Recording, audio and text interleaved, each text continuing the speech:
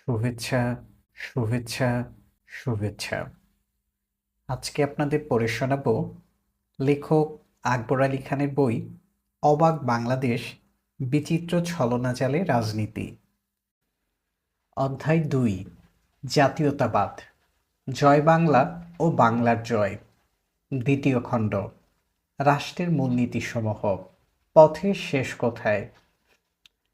পথের শেষ কোথায়? শেষ কোথায়? কি আছে শেষে? এত সাধনা, এত কামনা কোথায় মেশে? রবীন্দ্রনাথ ঠাকুর। জাতীয়তাবাদ, জয় বাংলা ও বাংলার জয়। প্রস্তাবনা, অবশ্যম্ভাবী না কাকতালীয়? একজন অতি আকর্ষণীয় মহিলার ছলাকলা কতিপয় মুসলিম আমলার কুচাল ও অতিথি বৎসলদের দেশে এক রাজনৈতিক নেতার হারকিপটেমি, এ ধরনের কতিপয় কাকতালীয় দুর্ঘটনার ফলে পাকিস্তানের জন্ম। 1961 সালে মওলানা আবুল কালাম আজাদের ইন্ডিয়া উইন্স ফ্রিডম শীর্ষক আত্মজীবনী পড়ে আমার কাছে তাই মনে হয়েছিল। অথচ তখন পাকিস্তানিরা দৃঢ়ভাবে বিশ্বাস করত যে কায়েদে আজম মোহাম্মদ আলী জিন্নাহর মতো বিচক্ষণ নেতার আবির্ভাবের ফলেই পাকিস্তানের পয়দা সম্ভব হয়েছিল। প্রথমে মওলানা আজাদের ব্যাখ্যা দিয়ে শুরু করি। মওলানা সাহেব মনে করতেন জিন্নাহর মুসলিম লীগের সর্বোচ্চ দাবি ছিল পাকিস্তান নামের একটি সার্বভৌম স্বতন্ত্র রাষ্ট্র, কিন্তু জিন্নাহ সাহেব জানতেন যে পাকিস্তান ধারণাটি ছিল অবাস্তব। তাই জিন্নাহ ও তার চেলারা স্বাধীন রাষ্ট্র সম্ভব না হলে সম্মানজনক আপোষের জন্য প্রস্তুত ছিলেন। এর প্রমাণ হলো 1946 সালেও মুসলিম লীগ ক্যাবিনেট মিশন পরিকল্পনা গ্রহণ করেছিল। 1946 সালে ঘোষিত ক্যাবিনেট মিশন পরিকল্পনা অনুসারে প্রস্তাব করা হয় যে ব্রিটিশ সরকার অবিভক্ত ভারতকে স্বাধীনতা দেবে, তবে মুসলমানদের স্বার্থ সংরক্ষণের জন্য 3টি শাসনতান্ত্রিক অঞ্চল সৃষ্টি করা হবে। একটি অঞ্চলে থাকবে বর্তমান পাকিস্তানে অন্তর্ভুক্ত প্রদেশসমূহ, দ্বিতীয় অঞ্চলে থাকবে তৎকালীন বাংলা ও আসাম প্রদেশ। এই দুই অঞ্চল ছাড়া ভারতের সব অঞ্চল তৃতীয় গ্রুপের আওতাধীন হবে। কেন্দ্রীয় সরকারের দায়িত্ব হবে দেশ রক্ষা, পররাষ্ট্র সম্পর্ক ও যোগাযোগ, মানবাধিকার, মুদ্রা ব্যবস্থা, বহিঃশুল্ক ও পরিকল্পনা। বাকি সব দায়িত্ব থাকবে প্রাদেশিক ও আঞ্চলিক সরকারের হাতে। সংশ্লিষ্ট অঞ্চলের প্রদেশগুলো আঞ্চলিক সরকারের দায়িত্ব নির্ধারণ করবে। এই ব্যবস্থা নিয়ে 10 বছর দেশ চলবে। তবে যদি কোনো গ্রুপ এই ব্যবস্থায় সন্তুষ্ট না হয়, তবে সে গ্রুপের স্বাধীনতা ঘোষণার অধিকার থাকবে। প্রতি 10 বছর অন্তর প্রদেশগুলোর স্বাধীনতা ঘোষণার প্রয়োজনীয়তা পরীক্ষার অধিকার থাকবে। মুসলিম লীগ অনিচ্ছা সত্ত্বেও এ প্রস্তাব মেনে নেয়। কংগ্রেসও আনুষ্ঠানিকভাবে প্রস্তাব গ্রহণ করে, কিন্তু নতুন কংগ্রেস সভাপতি নেহেরু দাবি করেন যে সংবিধান প্রণয়নের জন্য যে সংসদ গঠিত হবে তারাই এ বিষয়ে চূড়ান্ত সিদ্ধান্ত নেবে এবং তাদের জন্য মন্ত্রিসভা মিশনের সূত্র বাধ্যতামূলক নয়। এর ফলে মুসলিম লীগ ক্যাবিনেট মিশন পরিকল্পনা প্রত্যাখ্যান করে। মওলানা আবুল কালাম আজাদ ভারতীয় জাতীয় কংগ্রেসের সভাপতি হিসেবে ভারতকে অভিন্ন রাখার জন্য যথাসাধ্য চেষ্টা করে ব্যর্থ হন। ইন্ডিয়া উইন্স ফ্রিডম বইয়ে তিনি এই ব্যর্থতার কারণ অনুসন্ধান করেছেন। মওলানা আজাদের বিশ্বাস যে কংগ্রেসের সম্মতি ছাড়া ভারত বিভাগ সম্ভব ছিল না। কংগ্রেসের সম্মতি মানে মহাত্মা গান্ধীর অনাপত্তি। মহাত্মা গান্ধীর সম্মতির জন্য তার অতি কাছের দুজন নেতার সমর্থন ছিল অত্যাবশ্যক। একজন হলেন জওহরলাল নেহেরু ও অন্যজন বল্লভভাই প্যাটেল।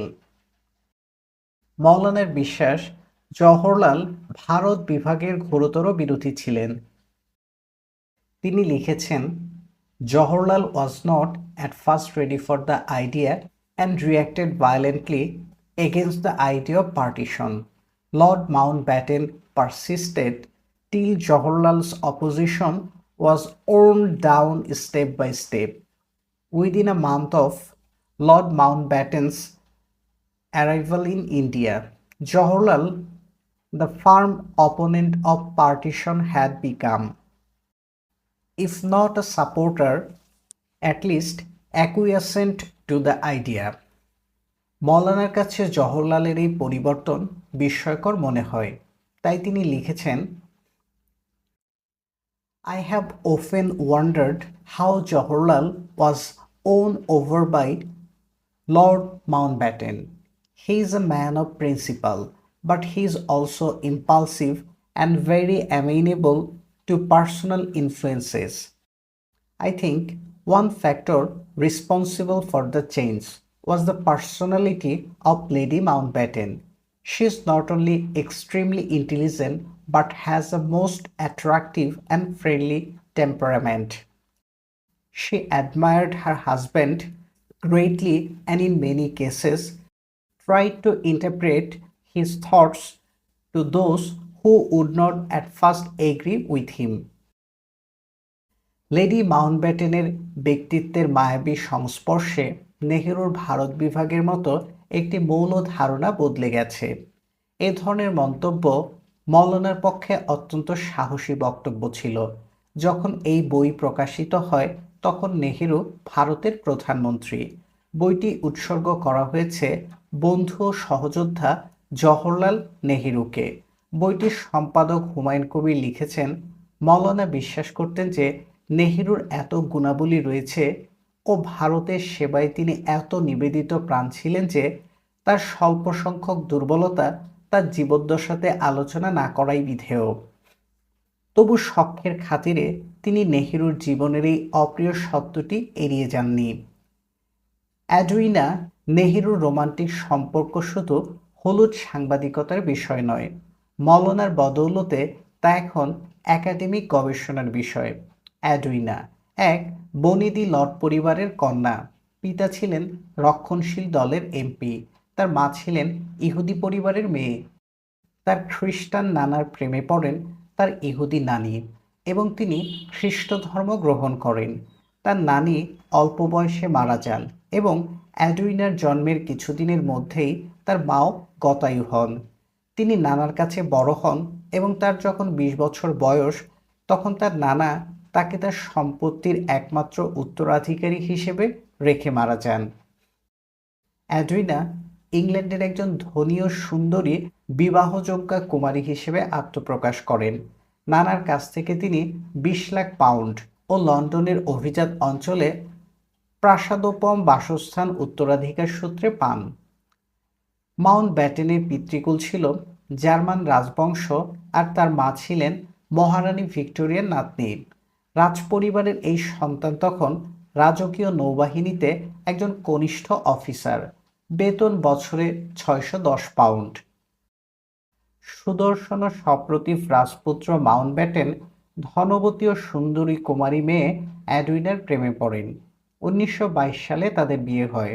কয়েক বছরের মধ্যেই তাদের সম্পর্কে চির ধরে। অনেকে মনে করেন যে মাউন্টব্যাটেনের সমকামী প্রবণতা ছিল আর অ্যাডউইনার সমস্যা ছিল যৌন উচ্ছৃঙ্খলতা। বিয়ে তাদের ভাঙেনি, বাইরে একে অপরকে বিশ্বস্ততার সঙ্গে সমর্থন করেছেন, তবে ভেতরে তারা নিজেদের মর্জিমাফিক জীবনযাপন করেছেন।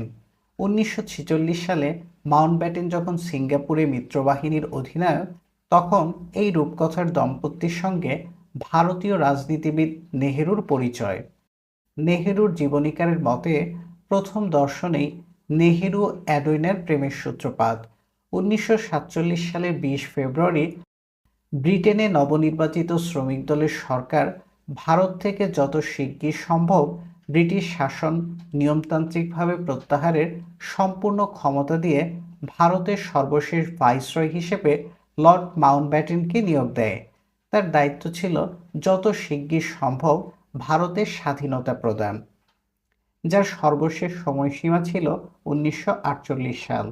মাউন্টব্যাটেন এ সিদ্ধান্তে পৌঁছান যে ভারত বিভক্তি ছাড়া শান্তিপূর্ণ ক্ষমতা হস্তান্তরের আর কোনো বিকল্প নেই। কিন্তু ভারত বিভাগের প্রধান অন্তরায় হল কংগ্রেসের বিরোধিতা। গান্ধীর সমর্থন ছাড়া এ বিরোধিতার অপসারণ সম্ভব ছিল না। বিশেষ করে নেহেরুর মত পরিবর্তন না করতে পারলে গান্ধীর সমর্থন পাওয়ার কোনো উপায় ছিল না। কাজেই নেহেরুর সমর্থন ছাড়া মাউন্টব্যাটেনের ভারতে সাফল্য লাভ কোনোভাবেই সম্ভব নয়। কংগ্রেস ক্যাবিনেট মিশনের সূত্র গ্রহণ করার পরেও যে নেহেরু ক্যাবিনেট মিশন পরিকল্পনায় ভবিষ্যতে ভারত বিভাগের সম্ভাবনা থাকায় তাকে প্রত্যাখ্যান করেন, তাকে সরাসরি ভারত বিভক্তিতে কেউ কিভাবে রাজি করায়? এই আপাত অসম্ভবকে সম্ভব করেন অঘটন ঘটন পটীয়সী অ্যাডুইনা। এ প্রশ্ন নিয়ে কোনো বিতর্ক নেই। অবশ্য কিভাবে তিনি সেটা করেছিলেন তা নিয়ে পণ্ডিতেরা একমত নন। 2012 সালে 83 বছর বয়সে অ্যাডুইনার কনিষ্ঠ কন্যা পামেলা তার স্মৃতিকথা প্রকাশ করেন। তিনি অকপটে স্বীকার করেন যে তার মায়ের সঙ্গে জওহরলালের গভীর প্রেমের সম্পর্ক বিদ্যমান ছিল ও তার বাবাসহ সবাই এ সম্পর্কে জানতেন। তবে এ প্রেম দেহজ ছিল না, এ প্রেম ছিল বুদ্ধিবৃত্তিক। তার মতে ভাইসরয়ের স্ত্রীর পক্ষে পরপুরুষের সঙ্গে দেহজ সম্পর্ক সম্ভব ছিল না, কিন্তু সবাই এ মতের সঙ্গে একমত নন। স্ট্যানলি ওয়ালপার্টের নেহেরু জীবনী পড়লে মনে হয় যে এ প্রেম ইন্দ্রিয়জ ছিল। এ মতবাদকে আরও এগিয়ে নিয়ে যান পাকিস্তানি নৃতত্ত্ববিদ আকবরেজ আহমেদ। তিনি অ্যাডুইনা ও নেহেরুর দৈহিক সম্পর্কের বিভিন্ন প্রমাণ উল্লেখ করেন। তিনি দাবি করেন যে অ্যাডুইনা ভারত বিভক্তি ও কাশ্মীর প্রসঙ্গে নেহেরুর বক্তব্য গ্রহণ করতে মাউন্টব্যাটেনকে উদ্বুদ্ধ করেন। তার মতে মোহাম্মদ আলী জিন্নাহকে নেহেরু অ্যাডুইনার কয়েকটি প্রেমপত্র দেখানো হয়েছিল, কিন্তু তিনি নাকি এ সম্পর্কে রাজনীতি করতে রাজি হননি। অধ্যাপক আহমেদ দেখানোর চেষ্টা করেছেন যে অ্যাডুইনা ভারতের পক্ষে ব্রিটিশ প্রশাসনকে প্রভাবান্বিত করেছেন, কিন্তু ভারত বিভাগ প্রশ্নে নেহেরুর মত পরিবর্তন করে পাকিস্তানের যে উপকার তিনি করেছেন তা বেমালুম চেপে গেছেন। ভারতের রাজনীতিতে মাউন্টব্যাটেন ও অ্যাডুইনার অংশগ্রহণ ছিল আকস্মিক দুর্ঘটনা। প্রশ্ন হলো, নেহেরুর মত পরিবর্তনে অ্যাডুইনার সাফল্য ছাড়া কি ভারত বিভাগ সম্ভব ছিল? নেহেরুর মতো ভারত বিভাগের সময় কংগ্রেসের আরেক শক্তিমান নেতা ছিলেন সর্দার বল্লভভাই প্যাটেল। নেহেরু রাজি হলেও প্যাটেল রাজি না হলে কংগ্রেসের পক্ষে ভারত বিভাগ মেনে নেওয়া সম্ভব হতো না। নেহেরুর মতো প্যাটেলও ছিলেন ভারত বিভাগের ঘোরতর বিরোধী, অথচ কংগ্রেসের মধ্যে তিনি ভারত বিভাগের বড় সমর্থক হয়ে দাঁড়ান। এর জন্য অন্য কেউ দায়ী নন, দায়িত্বটা তার নিজের। তিনি মুসলিম লীগকে অবজ্ঞার চোখে দেখতেন। যখন ভারতে সব বড় দলের সমন্বয়ে অন্তর্বর্তী সরকার গঠিত হয়, তখন সিদ্ধান্ত নেওয়া হয়েছিল যে সরকারের গুরুত্বপূর্ণ মন্ত্রণালয়গুলো কংগ্রেস ও মুসলিম লীগের মধ্যে ভাগ করা হবে। সিদ্ধান্ত হয়েছিল স্বরাষ্ট্র মন্ত্রণালয়ের দায়িত্ব পাবে মুসলিম লীগ, কিন্তু মুসলিম লীগ প্রথম পর্যায়ে মন্ত্রিসভায় যোগ না দেওয়াতে বল্লভভাই প্যাটেলকে স্বরাষ্ট্র মন্ত্রণালয়ের দায়িত্ব দেওয়া হয়। পরে লীগ মন্ত্রিসভায় যোগ দেয় এবং পূর্বের সিদ্ধান্ত অনুসারে দাবি করে যে তাদের নেতা লিয়াকত আলী খানকে স্বরাষ্ট্র মন্ত্রণালয়ের দায়িত্ব দেওয়া হোক। প্যাটেল ইতিমধ্যে স্বরাষ্ট্র মন্ত্রণালয়ের ক্ষমতার স্বাদ পেয়ে গেছেন। তিনি স্বরাষ্ট্র মন্ত্রণালয়ের দায়িত্ব ছাড়তে অস্বীকৃতি জানান। তিনি কংগ্রেস নেতাদের বোঝান যে মুসলিম লীগকে নিয়ন্ত্রণে রাখতে হলে স্বরাষ্ট্র মন্ত্রণালয়ের ক্ষমতা অতি জরুরি, কাজেই স্বরাষ্ট্র মন্ত্রণালয় ছাড়া যাবে না। মুসলিম লীগকে দেওয়া হোক অর্থ মন্ত্রণালয়। এ মন্ত্রণালয় চালানোর জন্য যে এলেমের প্রয়োজন তা মুসলিম লীগ মনোনীত কোনো মন্ত্রীর পেটেই নেই। এ মন্ত্রণালয় চালাবেন বিশেষজ্ঞ আমলারা। এতে সাপও মরবে, লাঠিও ভাঙবে না। মুসলিম লীগের মনোনীত প্রার্থীকে গুরুত্বপূর্ণ দায়িত্ব দেয়া হবে, কিন্তু তিনি আদৌ কার্যকর হবেন না। লিয়াকত আলীর কাছে যখন এ প্রস্তাব আসে, তখন তিনি এটি প্রত্যাখ্যানের জন্য জিন্নাহর কাছে আবেদন করেন। ইতিমধ্যে বার্তা দিল্লির আমলাদের মধ্যে চাউর হয়ে যায়।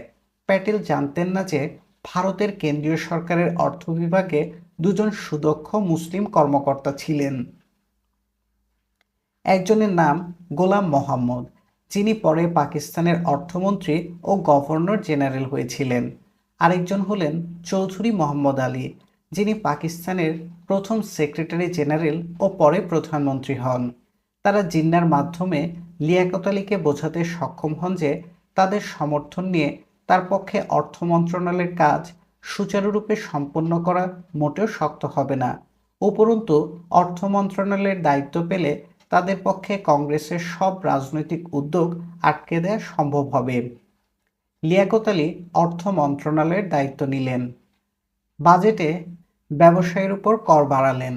উচ্চবিত্তের হিন্দুরা ফাঁপড়ে পড়ল।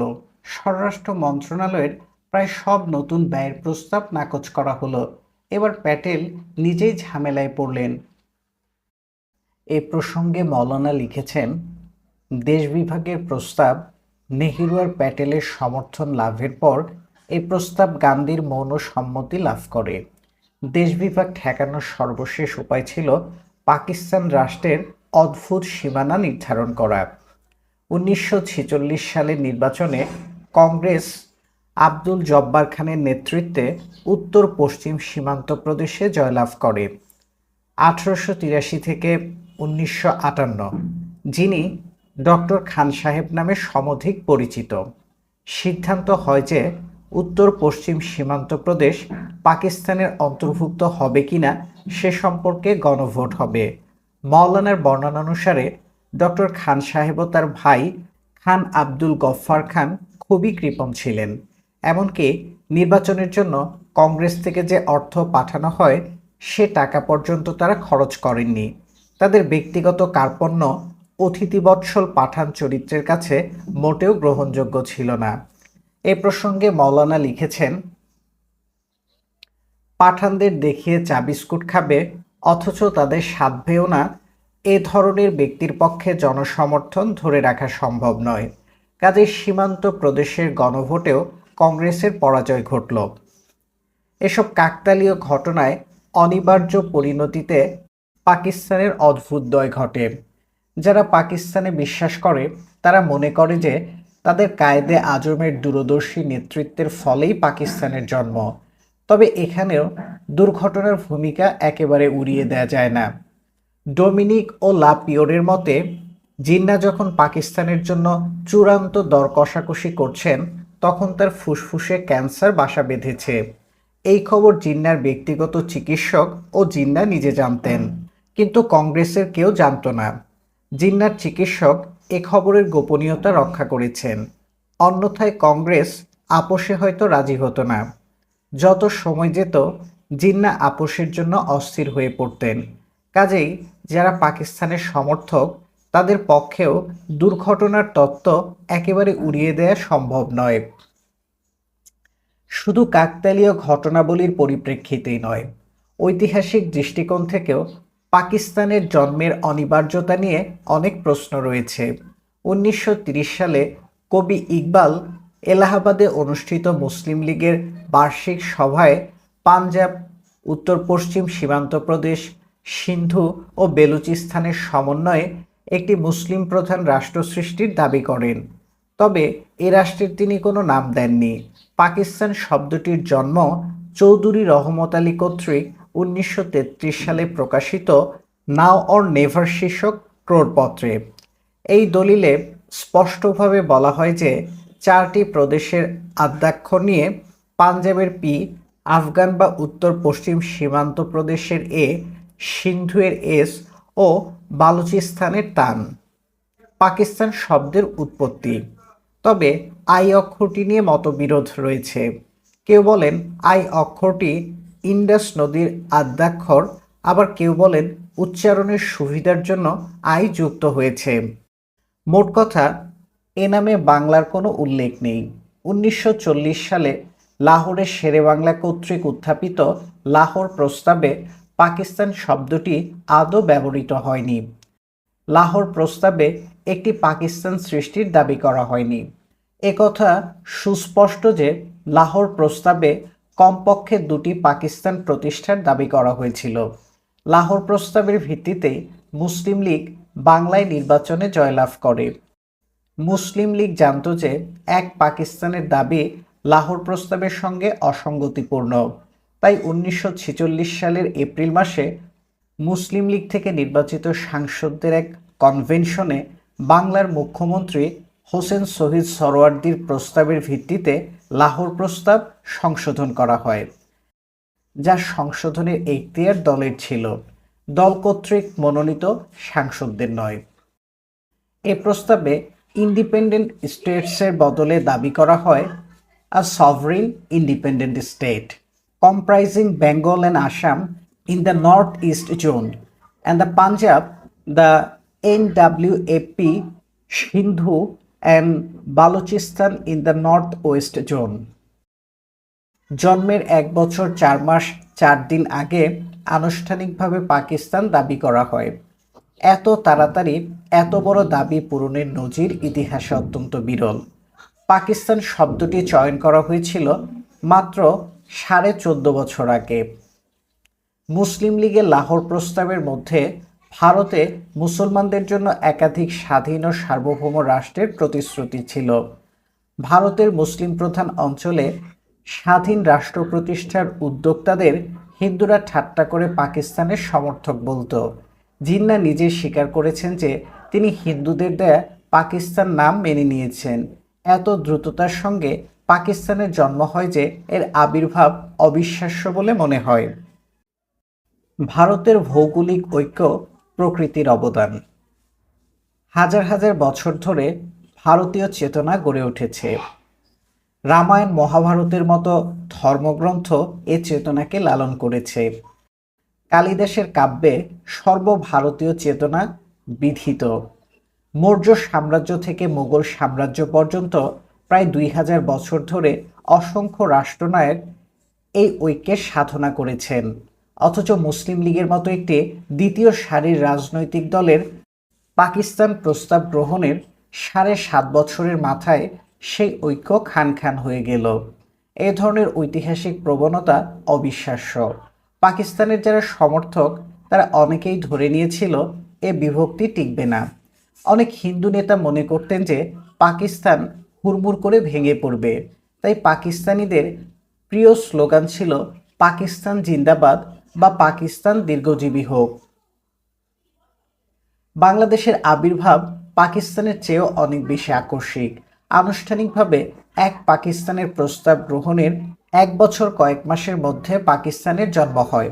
স্বাধীনতার আনুষ্ঠানিক দাবি করার আগেই বাংলাদেশের স্বাধীনতা ঘোষিত হয়। মূলত 6 দফা দাবিতে বাংলাদেশের দাবি প্রচ্ছন্নভাবে পেশ করা হয়েছিল।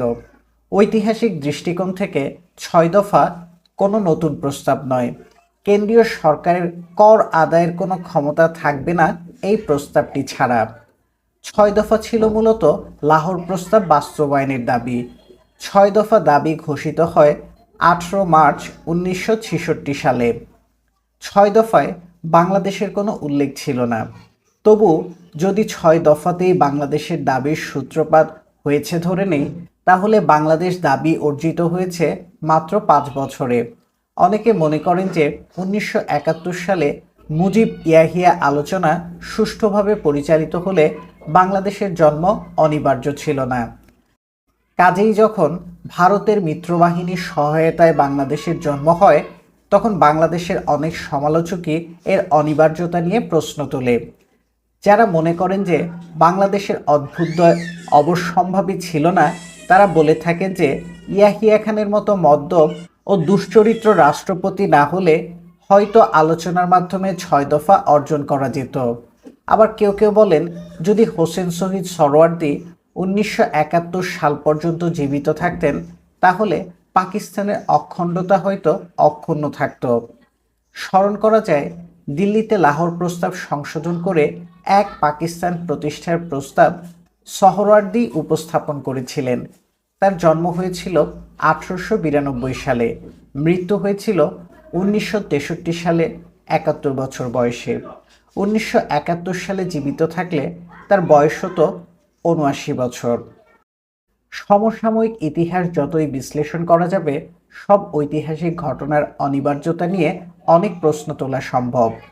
কি অনিবার্য আর কি অনিবার্য নয় তা বুঝতে হলে সমসাময়িক রাজনীতির ডামাডোল উপেক্ষা করে প্রশ্ন করতে হবে, যা ঘটেছিল তা অবশ্যম্ভাবী ছিল কিনা। বস্তুত বাংলাদেশের আবির্ভাব অবশ্যম্ভাবী ছিল এই কারণে যে পাকিস্তানের সৃষ্টি ছিল কাকতালীয় ঐতিহাসিক মূলধারা থেকে বিচ্যুতি, এবং এই বিচ্যুতি সংশোধনের প্রয়োজন ছিল। বাংলাদেশ হলো ইতিহাসের ধারার প্রয়োজনীয় সংশোধন। পাকিস্তান জাতীয়তাবাদের মূল বক্তব্য ছিল যে যারা ইসলাম ধর্মে বিশ্বাস করে তারা ভাষা, ভৌগোলিক দূরত্ব, জনগোষ্ঠী নির্বিশেষে এক জাতি। এর ফলে 1947 সালে পাকিস্তান নামে যে রাষ্ট্র প্রতিষ্ঠা করা হয় তার দুটি অংশ প্রায় 1000 মাইলের মধ্যে অবস্থিত। তার অধিবাসীরা বিভিন্ন অঞ্চলে ভিন্ন ভিন্ন ভাষায় কথা বলে এবং জনগোষ্ঠীর দিক থেকেও তারা ভিন্ন।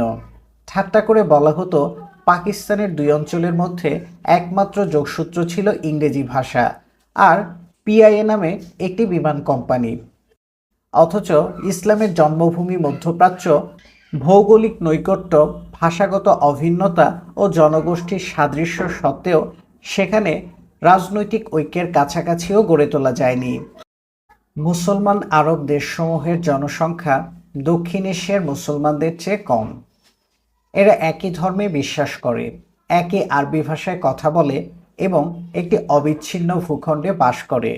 তবু আরব বিশ্বে 19টি মুসলিম রাষ্ট্র রয়েছে। অথচ ভাষাগত ভিন্নতা এবং ভৌগোলিকভাবে বিচ্ছিন্ন হওয়ার সত্ত্বেও সব ভারতীয় মুসলমান শুধু ধর্মের ভিত্তিতে কিভাবে একটি রাষ্ট্রে মিলিত হবে তার কোনো যুক্তিগত ব্যাখ্যা নেই। ভাষা ও ভৌগোলিক বন্ধন অগ্রাহ্য করে কিভাবে ভারতের বিভিন্ন অঞ্চলের মুসলমানদের এক রাষ্ট্রে অন্তর্ভুক্ত করা যাবে সে সম্পর্কে কোনো যুক্তিসঙ্গত পরিকল্পনা পাকিস্তানের সমর্থকেরা দিতে পারেননি। ভারতে কমপক্ষে 2টি মুসলিম রাষ্ট্র প্রতিষ্ঠার প্রয়োজন ছিল। তাতেও সব ভারতীয় মুসলমান হয়তো একত্র হতে পারত না, তবে অধিকাংশ মুসলমানের ঠাঁই হতো।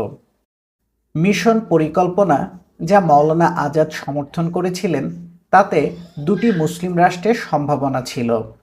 কাকতালীয় ঘটনা প্রবাহে 2টি মুসলিম প্রধান রাষ্ট্রের বদলে ভারতে একটি মুসলিম রাষ্ট্র প্রতিষ্ঠিত হয়। দীর্ঘমেয়াদে ভারত উপমহাদেশে একটি মুসলিম রাষ্ট্রের পক্ষে 2টি রাষ্ট্রের দায়িত্ব পালন করা সম্ভব ছিল না। তাই পাকিস্তানের জন্ম হয়।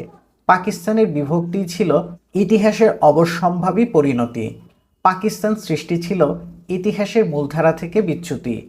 বাংলাদেশ সৃষ্টির ফলে এই উপমহাদেশের রাজনীতি ইতিহাসের মূলধারায় ফিরে আসে। ইতিহাসের পরিপ্রেক্ষিতে পাকিস্তানে বা বাংলাদেশে জাতীয়তাবাদের আবির্ভাব অনিবার্য না কাকতালীয় এ বিষয়ে বিতর্কের অবকাশ রয়েছে। তবু এই বিতর্ক শুধু অতীতের বিশ্লেষণেই সীমাবদ্ধ নয়। এই বিতর্কের সঙ্গে ভবিষ্যতের সম্ভাবনাও জড়িয়ে রয়েছে। এই নিবদ্ধতায় বাংলাদেশে জাতীয়তাবাদের সমস্যা ও সম্ভাবনা সম্পর্কে আলোকপাত করা হয়েছে। প্রবন্ধটি 5টি খণ্ডে বিভক্ত। প্রথম খণ্ডে এই অঞ্চলে জাতীয়তাবাদের আকস্মিকতা সম্পর্কে আলোচনা করা হয়েছে। দ্বিতীয় খণ্ডে বিচার্য বিষয় হলো সম্প্রতি চটজলদি যেসব জাতীয়তাবাদী সত্তা আত্মপ্রকাশ করেছে তারা টেকসই কিনা তা বিবেচনা করা হয়েছে। এ প্রসঙ্গে বাংলাদেশের জাতীয়তাবাদ কতটুকু টেকসই সে সম্পর্কেও আলোচনা করা হয়েছে। তৃতীয় খণ্ডে বাংলাদেশের জাতীয়তাবাদের ভিত্তি পরীক্ষা করা হয়েছে। এ প্রসঙ্গে বাঙালি বনাম বাংলাদেশি জাতীয়তাবাদ সম্পর্কে বিতর্ক পর্যালোচনা করা হয়েছে। চতুর্থ খণ্ডে বাংলাদেশের জাতীয়তাবাদের উপর আধিপত্যবাদের সম্ভাব্য প্রভাব বিশ্লেষণ করা হয়েছে। সর্বশেষ খণ্ডে বিশ্বায়নের যুগে বাংলাদেশের জাতীয়তাবাদের সমস্যা ও সম্ভাবনা বিশ্লেষণ করা হয়েছে এবং এই প্রবন্ধের মূল বক্তব্যসমূহ সংক্ষেপে বিবৃত হয়েছে। জয় বাংলা বনাম বাংলাদেশ জিন্দাবাদ। আপাত দৃষ্টিতে জাতীয়তাবাদ দীর্ঘদিন ধরে তার শক্তি সঞ্চয় করে, তাই জাতিরাষ্ট্রের নাটকীয় আবির্ভাব সম্ভব নয়। যেখানে চটজলদি জাতিসত্তার আবির্ভাব, সেখানে জাতীয়তাবাদ কতটুকু টেকসই তা নিয়ে অবশ্যই প্রশ্ন উঠতে পারে। তবে জাতীয়তাবাদের গত 2 শতাব্দীর ইতিহাস বিশ্লেষণ করলে মনে হয় যে জাতীয়তাবাদ আস্তে আস্তে আত্মপ্রকাশ করে না, অনেক ক্ষেত্রেই এর আকস্মিক আত্মপ্রকাশ ঘটে। 1815 থেকে 1850 সময়কালে মোট স্বাধীন রাষ্ট্রের সংখ্যা ছিল মাত্র 38, অথচ এই সংখ্যা বর্তমানে 203-এ উন্নীত হয়েছে। বিগত 200 বছরে রাষ্ট্রের সংখ্যা প্রায় 5.4 গুণ বেড়েছে। এই বৃদ্ধি যে একেবারে থেমে যাবে সে ধরনের কোনো প্রবণতাও দেখা যাচ্ছে না। বর্তমান বিশ্বে বিচ্ছিন্নতাবাদী রাষ্ট্রের জন্য সক্রিয় আন্দোলনের একটি তালিকা দেখা যাবে। বিচ্ছিন্নতাবাদী আন্দোলন শুধু উন্নয়নশীল দেশেই সীমাবদ্ধ নয়, উন্নত দেশেও এন্তার বিচ্ছিন্নতাবাদী আন্দোলন রয়েছে। মানুষের ইতিহাসে প্রথম টেকসই উন্নয়নের সূচনা হয় যুক্তরাজ্যে। এদেশে প্রায় 400 বছর ধরে গণতন্ত্র সাফল্যের সঙ্গে কাজ করছে। তবু এদেশে 4টি জনগোষ্ঠীর মধ্যে বিচ্ছিন্নতার দাবি রয়েছে। 300 বছর একত্রে থাকার পর স্কটরা যুক্তরাজ্য থেকে স্বাধীনতা চায়। এই প্রশ্নে গণভোটে 2014 সালে অবশ্য স্কটরা হেরে যায়। তবে স্বাধীনতাকামীরা প্রায় 45% ভোট পায়। আর 5% জনসমর্থন পেলেই স্কটল্যান্ড নামে একটি নতুন রাষ্ট্র জন্ম নিতে পারত। যুক্তরাজ্য থেকে স্বাধীনতা চায় ওয়েলসের অধিবাসীরা, কর্নওয়ালের কেন্টিক নরগোষ্ঠী ও উত্তর আয়ারল্যান্ডের প্রোটেস্ট্যান্টরা।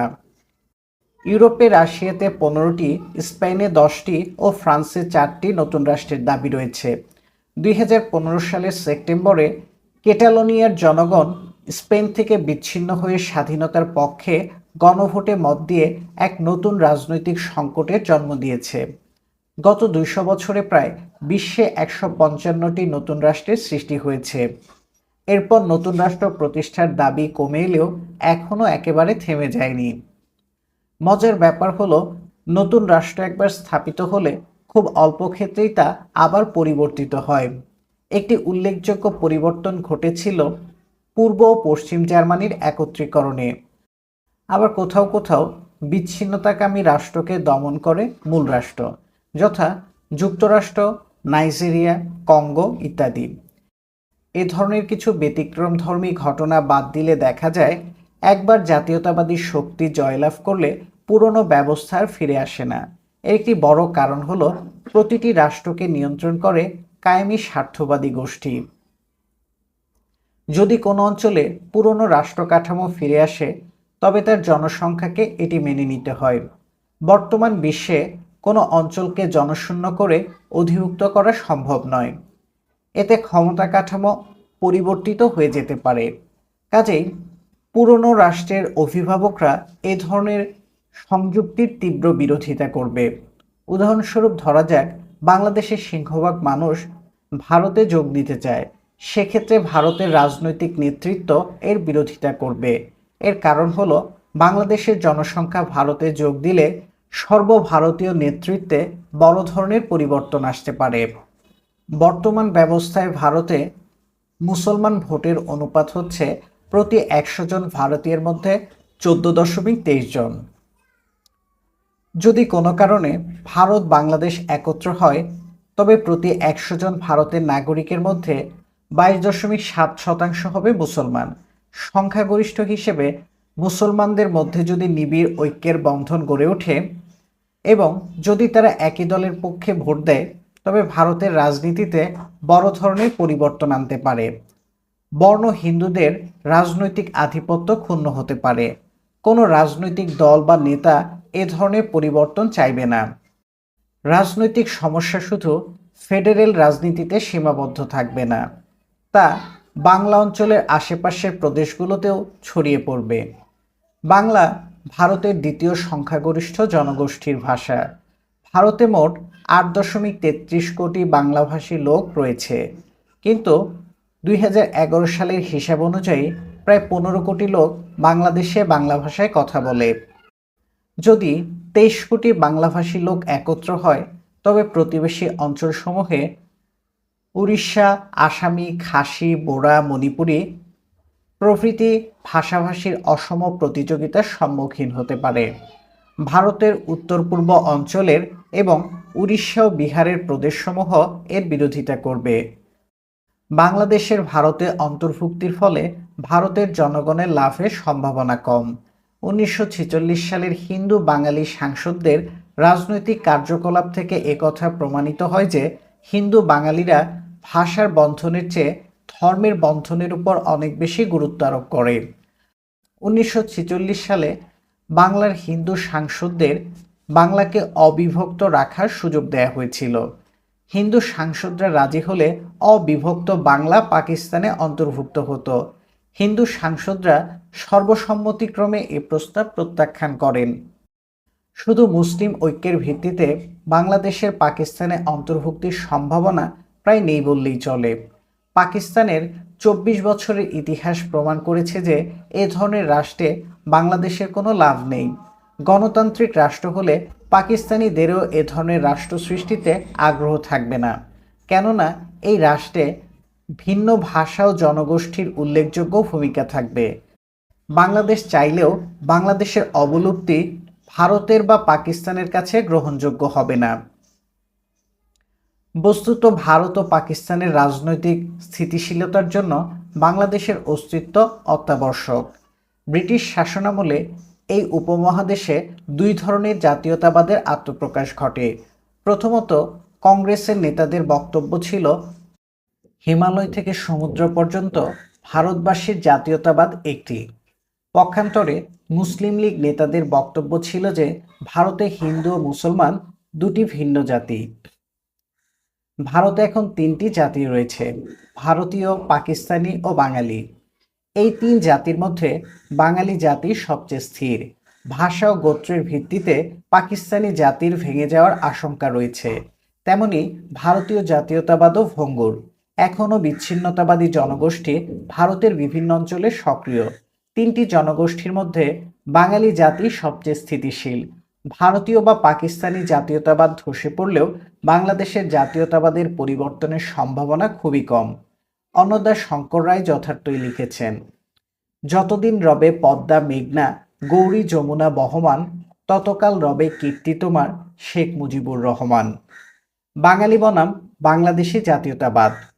বাংলাদেশের 1972 সালের আদি সংবিধানের 9ম অনুচ্ছেদে বলা হয়েছে, ভাষাগত সংস্কৃতিগত একক সত্তা বিশিষ্ট যে বাঙালি জাতি ঐক্যবদ্ধ সংকল্পবদ্ধ সংগ্রাম করিয়া জাতীয় মুক্তিযুদ্ধের মাধ্যমে বাংলাদেশের স্বাধীনতা ও সার্বভৌমত্ব অর্জন করিয়াছে, সেই বাঙালি জাতির ঐক্য সংহতি হইবে বাঙালি জাতীয়তাবাদের ভিত্তি। 1978 সালের দ্বিতীয় ঘোষণা পঞ্চদশ সংশোধনী আদেশ বলে সামরিক শাসকেরা এই অনুচ্ছেদটি বাদ দেয় ও স্থানীয় শাসন সংক্রান্ত প্রতিষ্ঠানগুলোর উন্নয়ন সংক্রান্ত একটি অনুচ্ছেদ প্রতিস্থাপন করে। স্পষ্টতই সামরিক শাসন কর্তৃপক্ষের কাছে দেশের মূল সংবিধানে বাঙালি জাতীয়তাবাদের যে ব্যাখ্যা উপস্থাপিত হয়েছে তা গ্রহণযোগ্য ছিল না। তাদের মূল আপত্তি ছিল তিনটি। প্রথমত, বাংলাদেশের শতভাগ ব্যক্তি বাংলা ভাষায় কথা বলে না, কাজেই বাঙালি জাতীয়তাবাদ বাংলাদেশের সকল নাগরিকদের কাছে গ্রহণযোগ্য নয়। দ্বিতীয়ত, যদিও ভাষা মুক্তি সংগ্রামের একটি গুরুত্বপূর্ণ উপাদান, তবু শুধু ভাষাই বাঙালি জাতীয়তাবাদের একমাত্র ভিত্তি নয়। বাংলাদেশ শূন্য থেকে আসেনি, এর পেছনে রয়েছে পাকিস্তান আন্দোলনের ইতিহাস।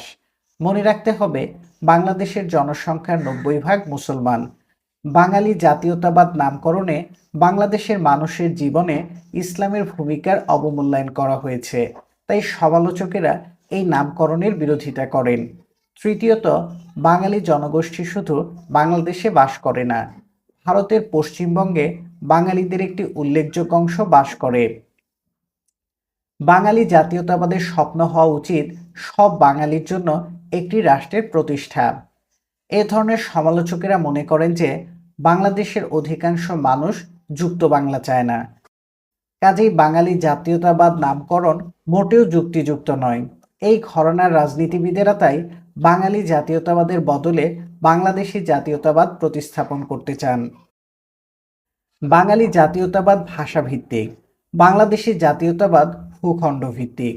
আসলে ঐতিহাসিক দৃষ্টিকোণ থেকে বাংলাদেশ নামে স্বতন্ত্র কোনো ভূখণ্ডের অস্তিত্ব ছিল না। বাংলাদেশের ভূখণ্ড হচ্ছে সাবেক পূর্ব পাকিস্তানের ভূখণ্ড।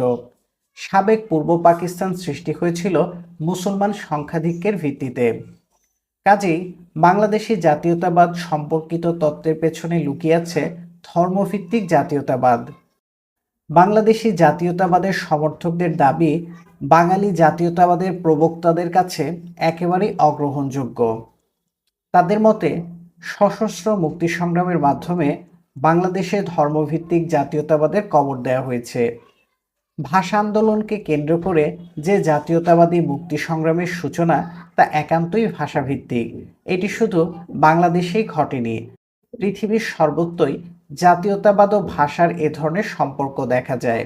এ প্রসঙ্গে জাতীয়তাবাদের তাত্ত্বিক বেনেডিক্ট অ্যান্ডারসন যথার্থই লিখেছেন, মায়ের প্রতি আবেগমণ্ডিত অনুরক্তি বাংলার ইতিহাসের একটি প্রধান বৈশিষ্ট্য। ঐতিহাসিক লরেন্স জিরিং এ প্রসঙ্গে যথার্থই মন্তব্য করেছেন। তার মতে বাংলাদেশের জনগণের ভাষার প্রতি এই তীব্র অনুরাগের উৎস বাংলাদেশের ভূপ্রকৃতি ও জলবায়ুতে নিহিত। বর্ষাকালে বাংলাদেশের বিস্তীর্ণ অঞ্চল পানির নিচে তলিয়ে যায়। এর ফলে অধিবাসীদের জীবনে স্থবিরতা দেখা দেয়। এই প্রসঙ্গে লরেন্স জিরিং লিখেছেন, বাংলা ভাষার প্রতি তীব্র অনুরাগের একটি বড় কারণ হলো বাংলা ভাষার আবির্ভাব কুসুমাস্তীর্ণ পথে হয়নি। গণমানুষের মুখের ও প্রাণের ভাষা হওয়া সত্ত্বেও বাংলা ভাষা দীর্ঘদিন রাষ্ট্রীয় কাঠামো ও ধর্মের সহজ স্বীকৃতি পায়নি। ন্যায়সঙ্গত অধিকার আদায়ের জন্য তাকে 5টি সাম্রাজ্যবাদী ভাষার সঙ্গে লড়াই করতে হয়েছে। এই ভাষাগুলো হলো সংস্কৃত, আরবি, ফার্সি, উর্দু ও ইংরেজি। প্রতিটি সাম্রাজ্যবাদী ভাষার পেছনে ছিল শক্তিশালী কায়েমি স্বার্থবাদী গোষ্ঠী। সংস্কৃত ভাষার প্রধান পৃষ্ঠপোষক ছিলেন ব্রাহ্মণেরা। মনুসংহিতায় সুস্পষ্ট নির্দেশ রয়েছে যে শূদ্ররা উপস্থিত থাকলে বেদের শ্লোক আবৃত্তি করা যাবে না। এই নিষেধাজ্ঞার মূল কারণ ছিল নিম্নবর্ণের লোকেরা যাতে বেদে কি লেখা আছে তা জানতে না পারে। একই কারণে হিন্দু শাস্ত্রের বঙ্গানুবাদ নিষিদ্ধ করা হয়। শাস্ত্রকারেরা বিধান দিলেন, রামায়ণ ও অষ্টাদশ পুরাণের বাণী ব্রাহ্মণ ছাড়া অন্য কেউ শুনলে তাকে রৌরব নরকে যেতে হবে। অর্থাৎ বাংলা ভাষায় হিন্দু ধর্মের চর্চা নিষিদ্ধ করা হয়। ব্রাহ্মণ পণ্ডিতদের হামলা থেকে উদীয়মান বাংলা ভাষাকে রক্ষা করে মুসলমান রাজাদের আনুকূল্য ও সাধারণ মানুষের সমর্থন। ব্রাহ্মণদের মতো মুসলমান মোল্লা মৌলভীরাও বাংলা ভাষা প্রচলনের পথে প্রতিবন্ধকতার সৃষ্টি করেন। হিন্দুদের জন্য যেমন পবিত্র ভাষা সংস্কৃত, তেমনি মুসলমানদের জন্য পাক ভাষা হলো আরবি। মহান আল্লাহর পবিত্র বাণী আরবি ভাষায় নাজিল হয়েছে। সুতরাং আল্লাহর বাণী বাংলা ভাষার মতো পৌত্তলিকতা দুষ্টে দুষ্ট ভাষায় অনুবাদ করা যাবে না। বাংলা ভাষা সংস্কৃত ভাষা থেকে উদ্ভূত, কাজেই এর শব্দ সম্ভারে পৌত্তলিকতার ছাপ অবশ্যই থাকবে। তাই ফতোয়া দেয়া হলো যে বাংলা ভাষায় ইসলাম সম্পর্কে লেখা যাবে না। এভাবে আরবির সঙ্গে ফার্সি ও উর্দু ভাষাও বাংলার প্রতিদ্বন্দ্বী হিসেবে আবির্ভূত হয়। ফার্সি ভাষা ছিল মুসলমান শাসকদের রাষ্ট্রভাষা।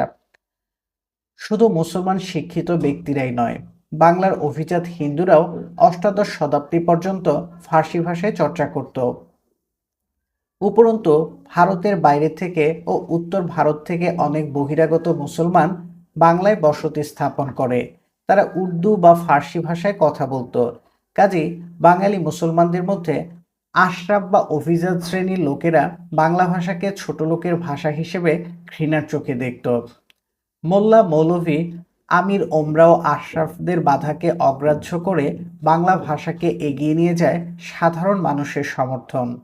এরপর ইংরেজদের রাজত্বকালে রাজানুকূল্য নিয়ে আরেক শক্তিমান প্রতিদ্বন্দ্বী হিসেবে আবির্ভূত হয় ইংরেজি ভাষা।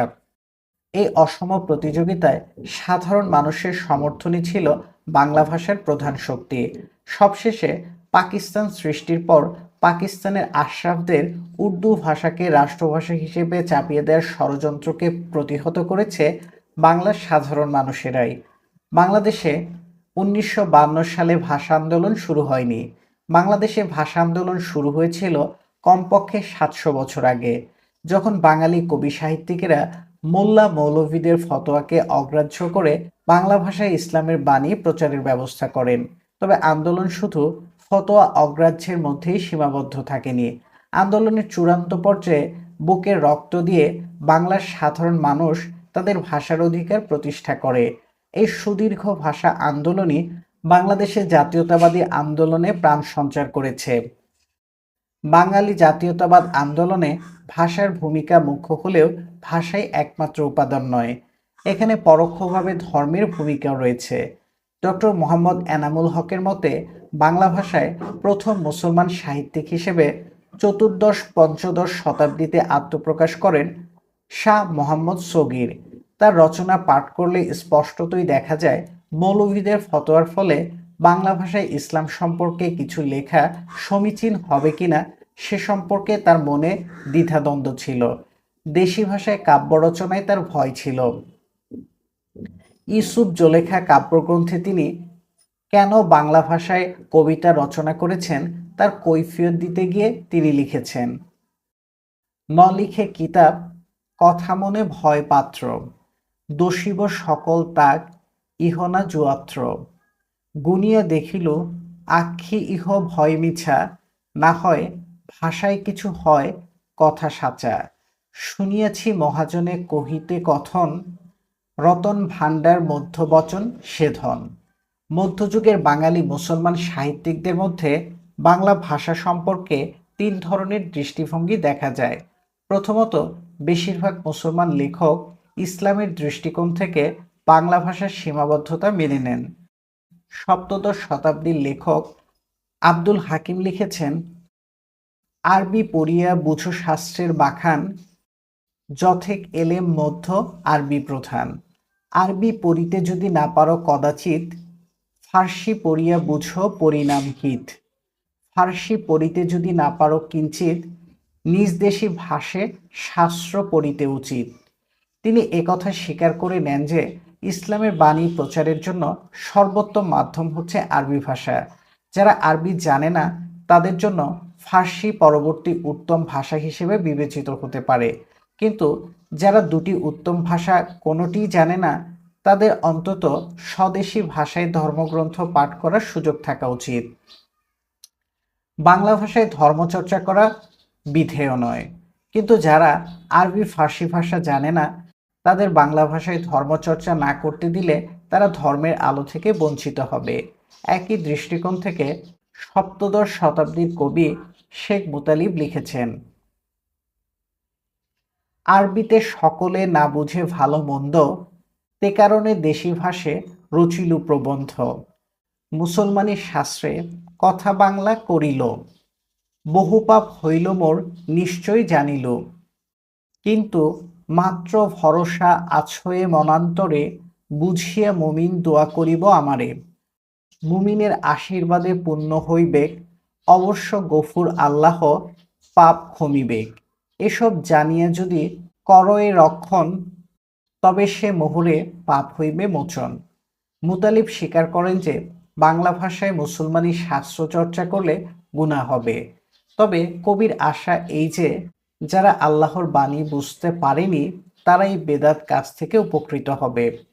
যেসব মুসলমান উপকৃত হবেন তারা যারা বাংলায় ইসলাম সম্পর্কে লিখেছেন তাদের মাগফিরাত কামনা করবেন।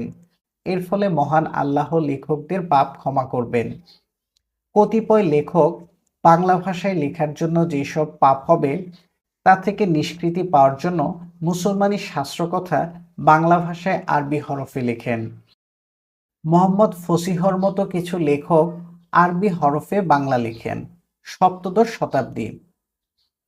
সপ্তদশ শতাব্দীতে বাংলা গ্রন্থ মাকতুল হুসাইন আরবি হরফে রচিত হয়। তৃতীয় ধারার লেখকেরা মোল্লা মৌলভীদের ফতোয়ার যথার্থতা নিয়ে প্রশ্ন তোলেন। তাদের বক্তব্য হলো, মহান আল্লাহ সব ভাষাই বোঝেন, তাই বাংলা ভাষা ব্যবহারের জন্য ক্ষমা চাওয়ার কোনো কারণ নেই। সপ্তদশ শতাব্দীর কবি আব্দুল হাকিম তাই যুক্তি দেখিয়েছেন, যেই দেশে যেই বাক্য কহে নরগণ, সেই বাক্য বুঝে প্রভু আপে নিরঞ্জন। সর্ববাক্য বুঝে প্রভু কিবা হিন্দু আনি, বঙ্গদেশী বাক্য কিবা যত ইতিবাণী। মারফত ভেদে যার নাহিক গমন, হিন্দুর অক্ষর হিংসে সে সবের গণ। যারা মারফত জানে না তারাই হিন্দু ভাষার লিপি ব্যবহারে কুণ্ঠবোধ করে। আল্লাহ সর্বশক্তিমান, তিনি শুধু আরবি ভাষাই জানেন না, তিনি হিন্দুদের ভাষাসহ সব ভাষাই জানেন। সুতরাং বাংলা ভাষায় ইসলামের বাণী প্রচারে কোনো অসুবিধা নেই।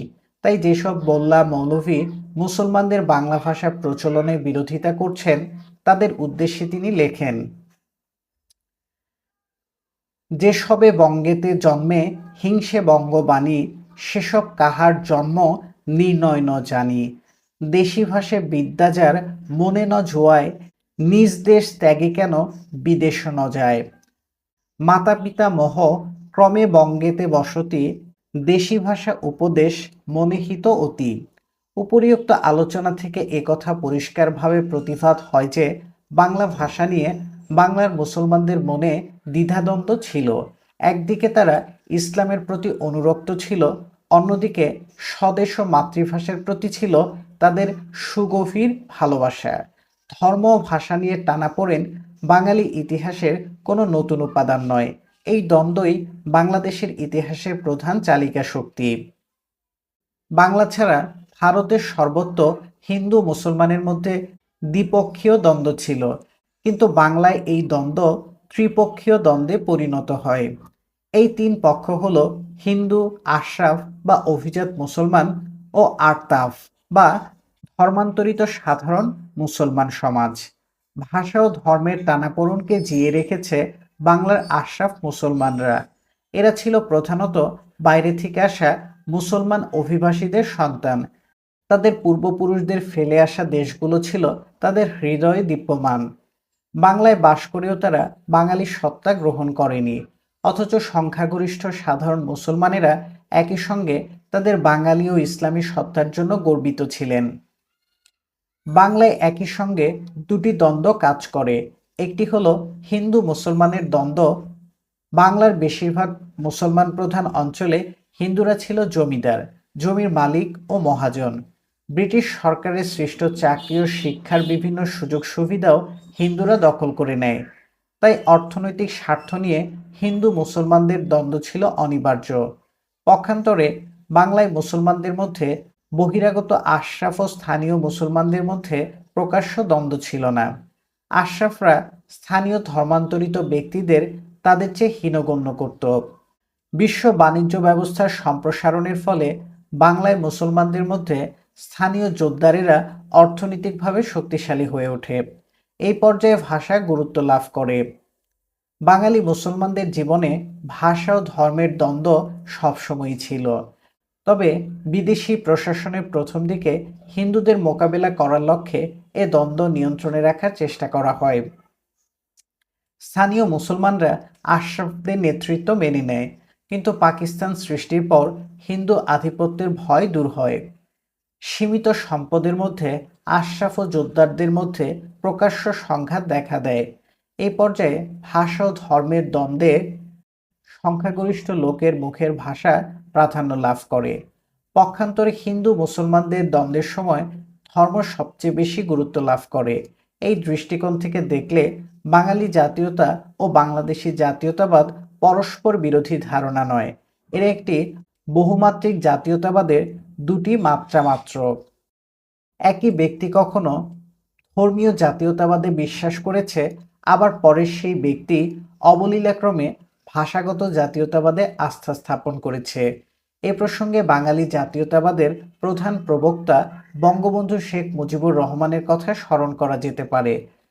তার স্কুল জীবনের কথা স্মরণ করে তিনি তার অসমাপ্ত আত্মজীবনীতে লিখেছেন, তখন রাজনীতি শুরু করেছি ভীষণভাবে, সভা করি, বক্তৃতা করি, খেলার দিকে আর নজর নেই, শুধু মুসলিম লীগ আর ছাত্রলীগ।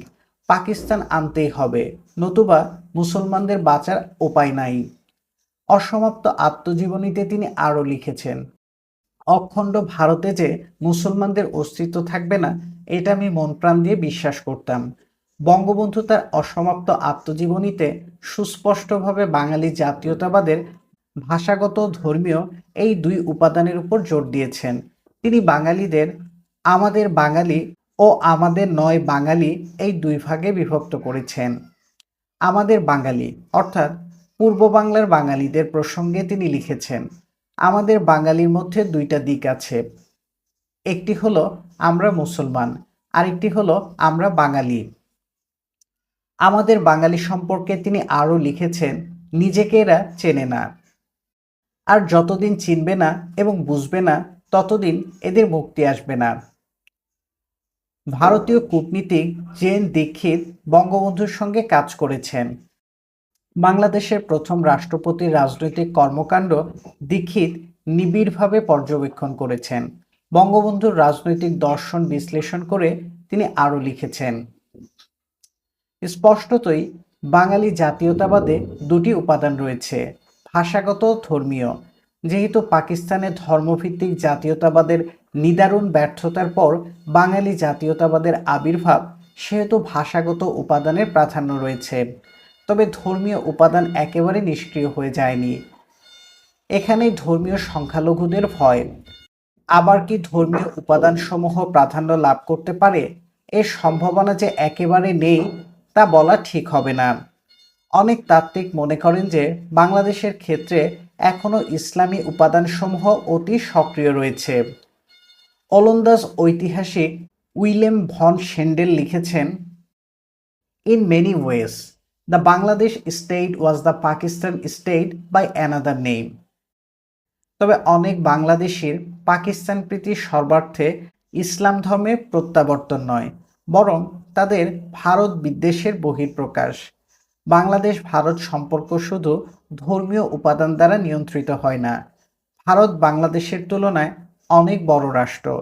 বাংলাদেশের দিক থেকে ভারতের প্রায় প্রতিটি সিদ্ধান্তকে আধিপত্যবাদের প্রয়াস হিসেবে গণ্য করা হয়ে থাকে।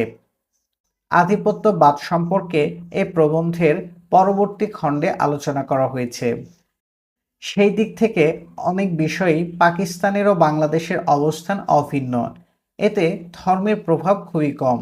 তবে এ ধরনের ভারত বিদ্বেষীরা ইসলাম পছন্দ জনগোষ্ঠীর সঙ্গে একজোটে কাজ করে। তাই অনেক সময় ইসলাম পছন্দ দলগুলোকে শক্তিশালী মনে হয়।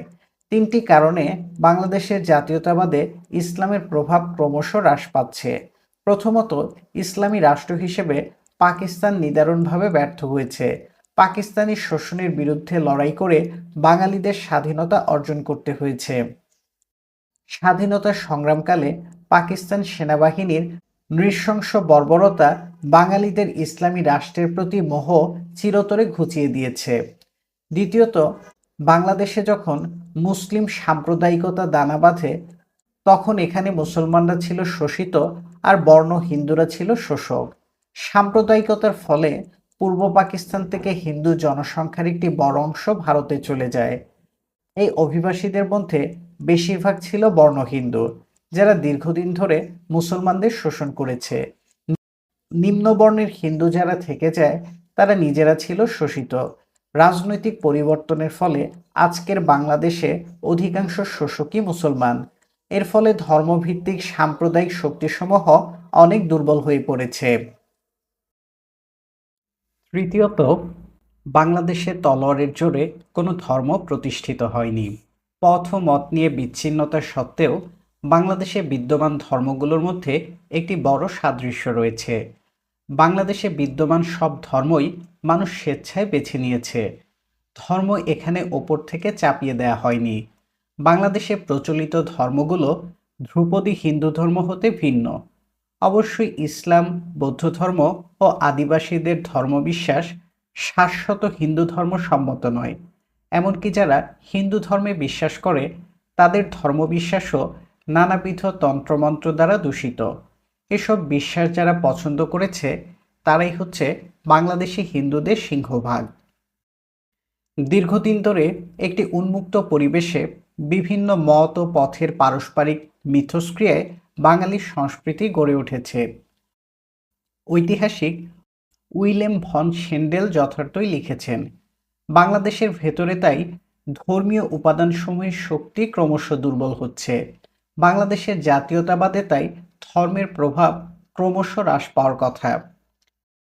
তবে দুটি শঙ্কার কারণ রয়ে গেছে।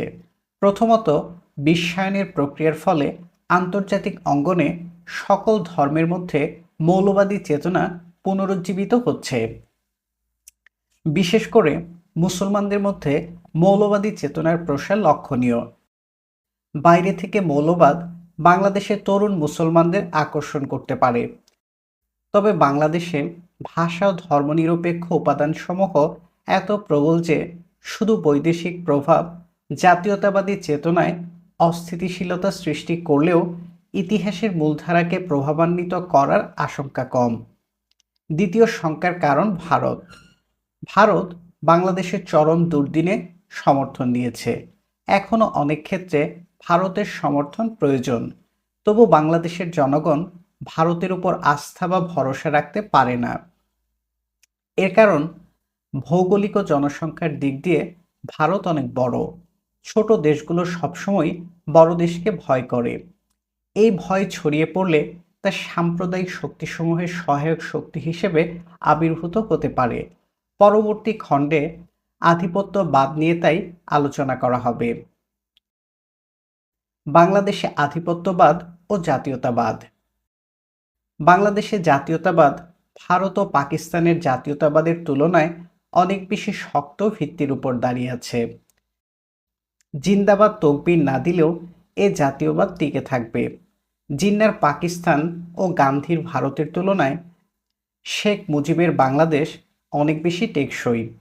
তবু আগামী দিনগুলোতে একে দুইটি সমস্যার সম্মুখীন হতে হবে। প্রথম সমস্যা হলো আধিপত্যবাদ, যা জাতীয়তাবাদের স্বপ্ন সফল হওয়ার পথে অন্তরায় সৃষ্টি করতে পারে। দ্বিতীয়ত, বিশ্বায়ন এ জাতীয়তাবাদের উপর বিরূপ প্রভাব ফেলতে পারে। তাত্ত্বিক দিক থেকে সব রাষ্ট্র সমান, বাস্তবে কিন্তু এ সমতার অস্তিত্ব দেখা যায় না। জর্জ অরওয়েল বিদ্রূপ করে জন্তুদের জগতে সমতা নিয়ে যা লিখেছেন তা রাষ্ট্রের সমতার ক্ষেত্রেও প্রযোজ্য। তিনি লিখেছেন, all animals are equal, but some animals are more equal than others. পৃথিবীতে যে প্রায় 200 দেশ তারা আইনগতভাবে সমমর্যাদার অধিকারী হলেও বাস্তবে তাদের ক্ষমতার মধ্যে প্রভেদ রয়েছে। দুই ধরনের রাষ্ট্রের আধিপত্যের ক্ষমতা রয়েছে। প্রথমত, পুঁজিবাদী বিকাশের শীর্ষে অবস্থানকারী দেশ বা দেশগুলো। বর্তমানে মার্কিন যুক্তরাষ্ট্র বিশ্বে প্রধান আধিপত্যবাদী রাষ্ট্র। এর আধিপত্যবাদী ক্ষমতা শুধু অর্থনৈতিক আধিপত্যে সীমাবদ্ধ নয়, সাংস্কৃতিক আধিপত্য, রাজনৈতিক ও অর্থনৈতিক আধিপত্যের পরিবেশ সৃষ্টি করে। এই তিন ধরনের আধিপত্যকে নিশ্চিত করে সামরিক ক্ষমতা। যেহেতু পৃথিবীর সব অঞ্চলের দেশই এ ধরনের আধিপত্যবাদের শিকার, সেহেতু এ ধরনের নিষ্পেষণ সরাসরি জাতীয়তাবাদী আন্দোলনকে তত প্রভাবিত করে না। দ্বিতীয়ত, অনেক অঞ্চলেই আঞ্চলিক আধিপত্যবাদী রাষ্ট্র রয়েছে। আঞ্চলিক আধিপত্যবাদী শক্তির বিরুদ্ধে বিক্ষোভ অনেক বেশি সোচ্চার।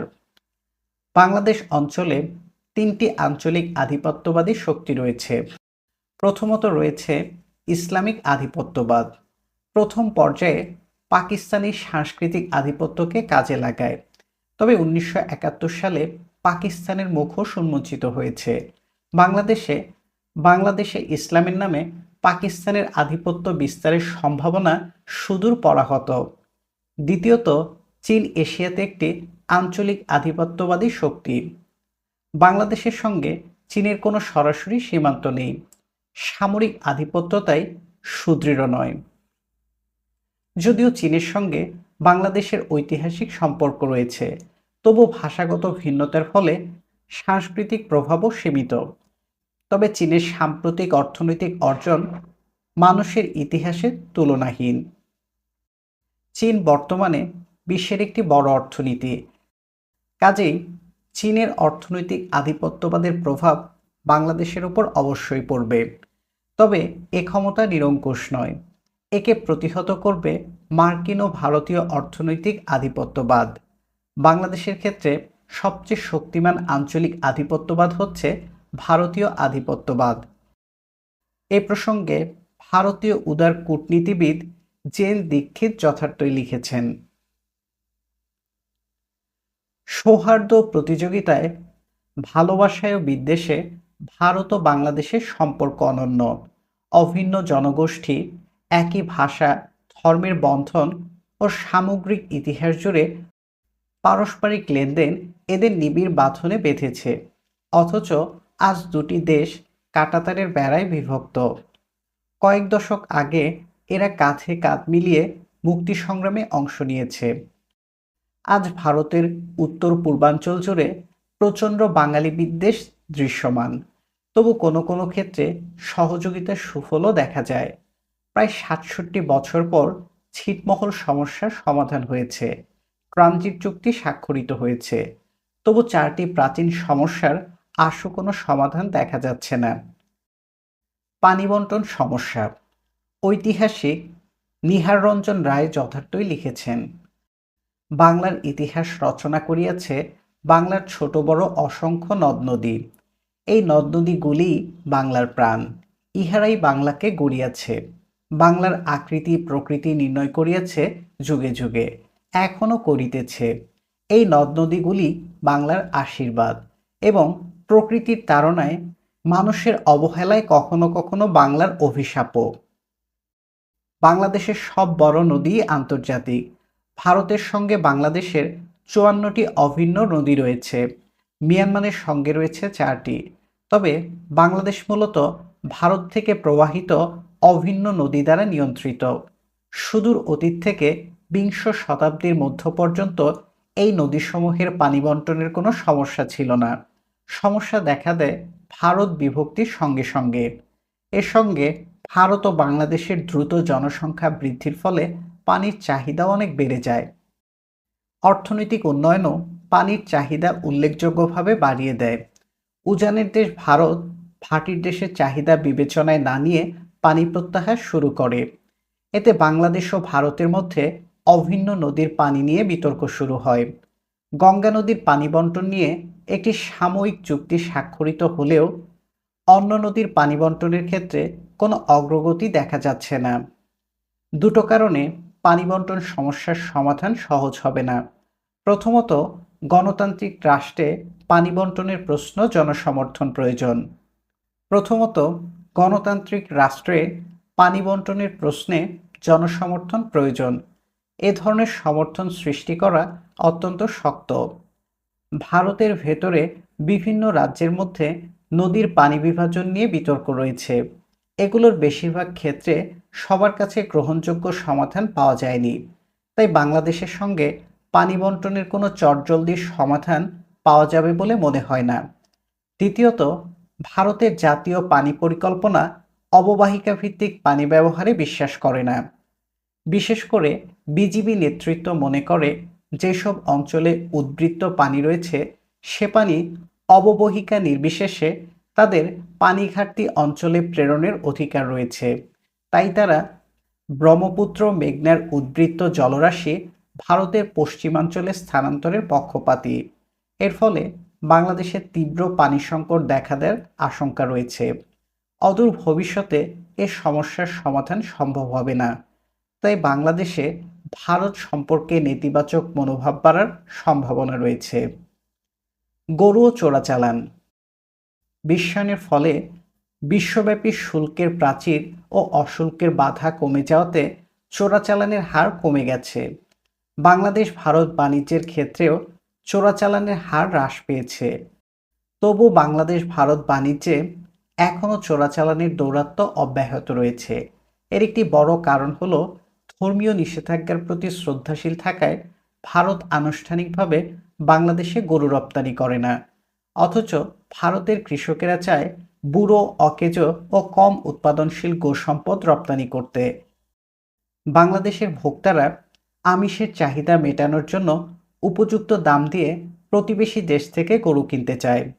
তাই আনুষ্ঠানিকভাবে গরু রপ্তানি বন্ধ থাকায় ভারত থেকে সব গরু চোরাচালানের মাধ্যমে আসে। সিএনবিসির একটি প্রতিবেদন থেকে দেখা যায় ভারত থেকে প্রায় ২০ লাখ গরু মহিষ বাংলাদেশে চোরাচালান করা হয়। এর মূল্য প্রায় $৬৮ কোটি বা ৫,৩০০ কোটি টাকা। এছাড়া ভারত থেকে ফেন্সিডিল নামক মাদকদ্রব্য আসে। প্রতি বছরই কিছু হিন্দু পরিবার ভারতে বসতি স্থাপনের লক্ষ্যে তাদের সব সম্পদ ভারতে পাচার করে।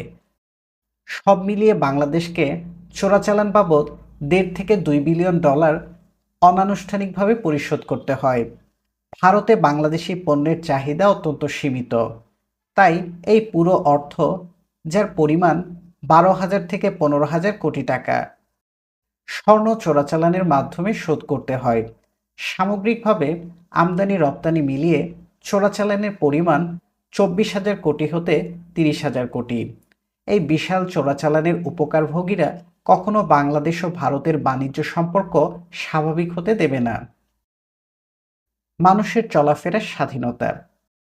সম্প্রতি বাংলাদেশের ভেতর দিয়ে ভারতের এক অঞ্চল থেকে অন্য অঞ্চলে পণ্য সরবরাহের ব্যবস্থা প্রতিষ্ঠার জন্য চুক্তি স্বাক্ষরিত হয়েছে। এইসব চুক্তিকে ভারত ও বাংলাদেশের মধ্যে সংযোগ সৃষ্টির ক্ষেত্রে যুগান্তকারী পদক্ষেপ বলে অনেকেই মনে করেন। পণ্য পরিবহনের ক্ষেত্রে বাধা দূর হলেও কাঁটাতারের বেড়া এবং জটিল ভিসা ব্যবস্থা এই দুই দেশের মধ্যে দুর্লঙ্ঘ বাধার সৃষ্টি করেছে। সীমান্তের অপর পারে বাংলাদেশ সম্পর্কে তিনটি ভয় রয়েছে। ভারতীয়দের মতে 1950 থেকে 2001 সময়কালে 1.2 থেকে 1.7 কোটি বাংলাদেশি ভারতে অভিবাসী হয়েছে। এর ফলে বাংলাদেশের প্রতিবেশী ভারতীয় রাজ্যসমূহে স্থানীয় জনগোষ্ঠীগুলোর সমাধিক্য হুমকির সম্মুখীন। আসামে 7 দশকের বেশি সময় জুড়ে বাঙালখেদা আন্দোলন চলছে। দ্বিতীয়ত, ভয় করা হচ্ছে যে বৈশ্বিক উষ্ণায়নের ফলে বাংলাদেশ থেকে শরণার্থীর সংখ্যা আরও বাড়বে। উষ্ণায়নের ফলে সমুদ্রে 1 মিটার পানি বাড়লে বাংলাদেশের 1/5 পানির নিচে তলিয়ে যাবে। এর ফলে প্রায় 3 কোটি লোক শরণার্থী হয়ে পড়তে পারে। এর একটি উল্লেখযোগ্য অংশ ভারতে চলে যেতে চেষ্টা করবে। কাজেই ভারত বাংলাদেশ সীমান্তের মোট 4,096 বর্গ কিলোমিটারের মধ্যে 2,735 কিলোমিটার কাঁটাতারের বেড়া নির্মাণ সম্পন্ন করা হয়েছে। বাংলাদেশ ও পাকিস্তানের কিছু অংশ ছাড়া ভারত আর কোনো প্রতিবেশী দেশের সীমান্তে কাঁটাতারের বেড়া নির্মাণ করেনি। শুধু কাঁটাতারের বেড়া নির্মাণ করেই ভারত ক্ষান্ত হয়নি। ভারতীয় সীমান্তরক্ষী বাহিনী বিএসএফকে চরম ব্যবস্থা নেয়ার কর্তৃত্ব দিয়েছে। আন্তর্জাতিক মানবাধিকার সংস্থা হিউম্যান রাইটস ওয়াচ বিএসএফকে ট্রিগার হ্যাপি বা বন্দুকের ঘোড়াপ্রিয় বলে বর্ণনা করেছে। 2000 থেকে 2010 সময়কালে প্রায় 1000 বাংলাদেশি বিএসএফের গুলিতে মারা গেছে। গড়ে প্রতি 4 দিনে একজন বাংলাদেশি মারা যায়। আন্তর্জাতিক মানবাধিকার সংস্থার প্রতিবেদন অনুসারে বেআইনি অভিবাসীরা নির্যাতনের শিকার হন। এই পরিস্থিতি দীর্ঘ সময় ধরে সৃষ্টি হয়েছে। এর কোনো চটজলদি সমাধান নেই। বাণিজ্য ঘাটতি ও বিনিয়োগ এর সঙ্গে যুক্ত হয়েছে বাংলাদেশে ভারতের বিনিয়োগ ও পণ্য রপ্তানির সমস্যা। 2015 থেকে 16 সালে বাংলাদেশ ব্যাংকের হিসাব অনুসারে ভারত থেকে বাংলাদেশে আমদানির মূল্য ছিল 5.45 বিলিয়ন মার্কিন ডলার, আর বাংলাদেশ ভারতে রপ্তানি করে 689.6 মিলিয়ন ডলার। এবছরে তাই বাণিজ্য ঘাটতির পরিমাণ ছিল 4.76 বিলিয়ন ডলার। 2013-14 সালে এই ঘাটতি ছিল 5.57 বিলিয়ন ডলার। গত 2 বছরে আমদানি হ্রাস ও রপ্তানি বৃদ্ধির ফলে ঘাটতি পরিস্থিতির সামান্য উন্নতি হলেও বাণিজ্য ঘাটতি তুলে দিতে হলে বাংলাদেশকে ভারতের রপ্তানি কমপক্ষে 900% বাড়াতে হবে। এ ধরনের কোনো উদ্যোগ দেখা যাচ্ছে না। বাণিজ্য ঘাটতির সঙ্গে যুক্ত হচ্ছে বাংলাদেশে ভারতের বিনিয়োগ বৃদ্ধিজনিত সমস্যা। এই সমস্যাই হচ্ছে ভারত বাংলাদেশের আজকের ও আগামী দিনের একটি বড় চ্যালেঞ্জ। এই সমস্যা শুধু বাংলাদেশিদেরই দৃষ্টি আকর্ষণ করছে না, ভারতীয় বুদ্ধিজীবীরাও এ সম্পর্কে উদ্বিগ্ন। ভারতের পশ্চিমবঙ্গের দেশ একটি বহুল প্রচারিত পাক্ষিক।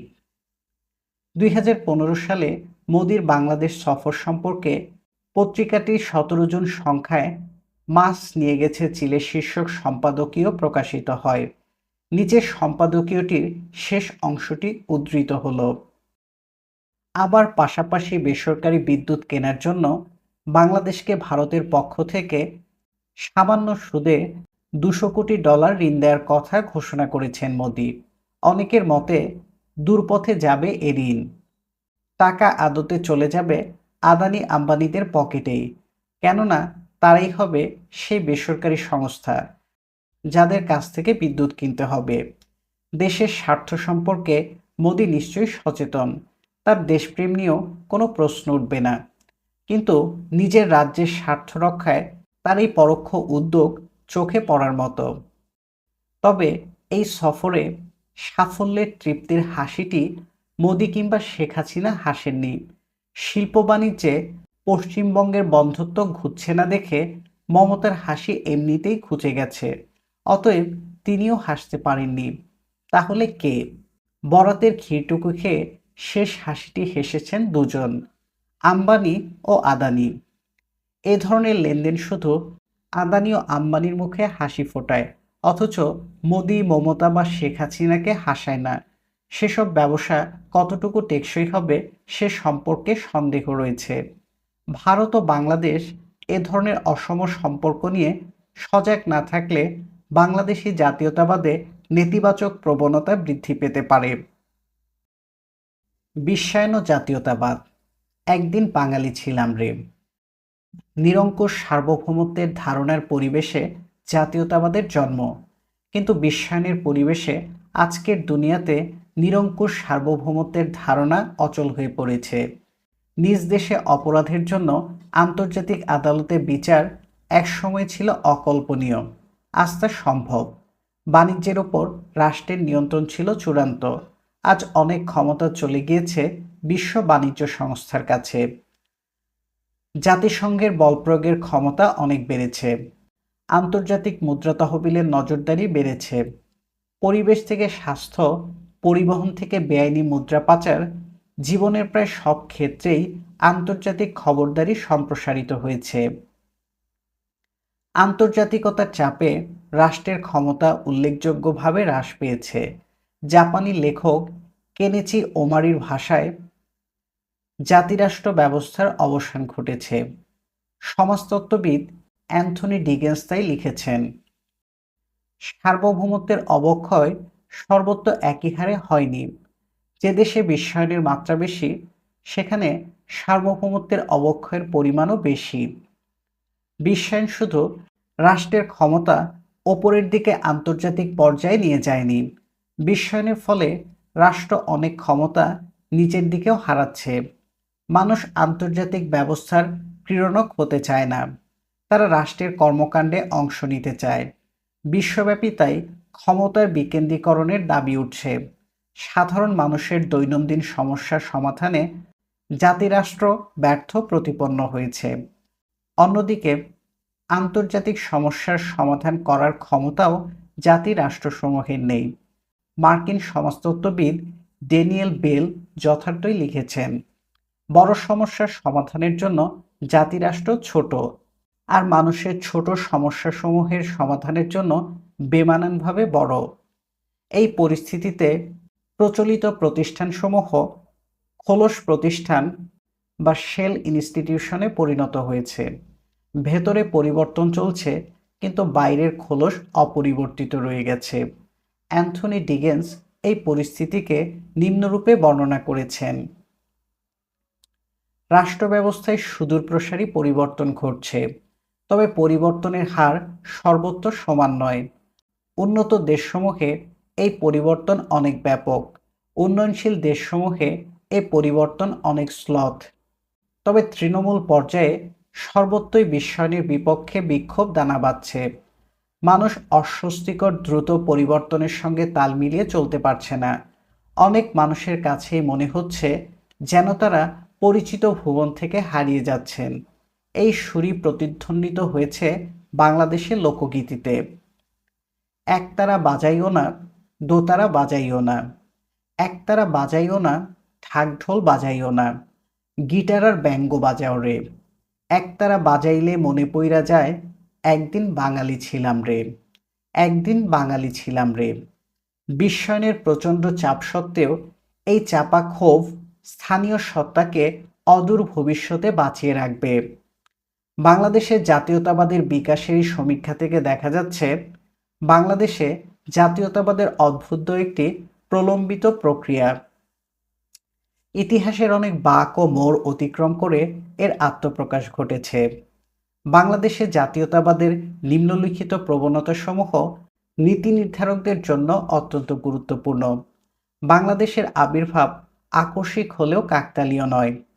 বাংলাদেশের জাতীয়তাবাদ ইতিহাসের অবশ্যম্ভাবী পরিণাম। এ জাতীয়তাবাদ সুস্থিত এবং এর সহজে পরিবর্তনের সম্ভাবনা নেই।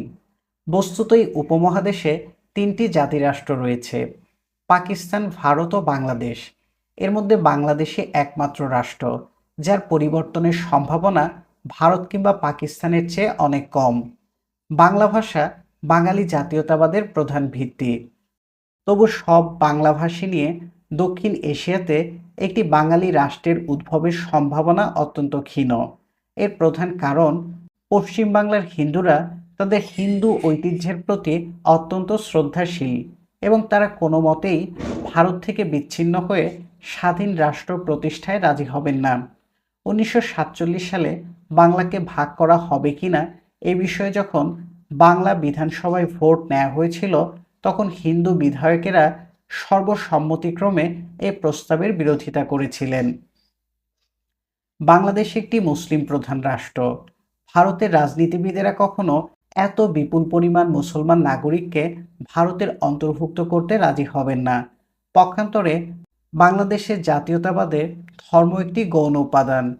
এমনিতে বাংলাদেশের ইতিহাসে উগ্র ধর্মীয় চেতনা কখনো প্রাধান্য লাভ করেনি। বাংলাদেশের ধর্মীয় চেতনা সব সময় ছিল মানবতাবাদী। জাতীয়তাবাদ গড়ে ওঠে নিজস্ব সত্তাকে রক্ষা করার জন্য। জাতীয়তাবাদী চেতনা তাই সব সময়ে আধিপত্যবাদ বিরোধী। বাংলাদেশের জাতীয়তাবাদের জন্য ভারতীয় আধিপত্যবাদ একটি বড় সমস্যা হয়ে দাঁড়াতে পারে। ভারত একটি বন্ধু রাষ্ট্ররূপে বাংলাদেশের অভ্যুদয়ে প্রচুর সাহায্য করেছে। তবে ভারত বাংলাদেশের চেয়ে অনেক বড়।